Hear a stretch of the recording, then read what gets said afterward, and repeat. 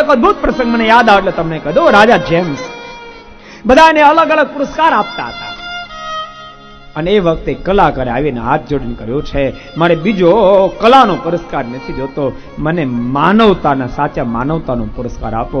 અને ત્યારે રાજા જેમ્સના મોઢામાં શબ્દો નીકળ્યા હતા, એ પુરસ્કાર આપવાની કેપેસિટી મારી નથી, એ પુરસ્કાર તો સત્સંગ આપી શકે ને કાં તો કોઈ સાધુ પુરુષ આપી શકે, એ મારી કેપેસિટી બહારની વાત છે.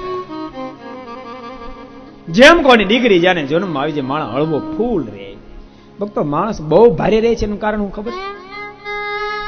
જેમ કોઈ ડિગ્રી લેતો નથી, કરતા મળતો નથી, ભગવાનને કરતા માનતો નથી, જેને કારણે ભાર બહુ સહન કરવો પડે છે.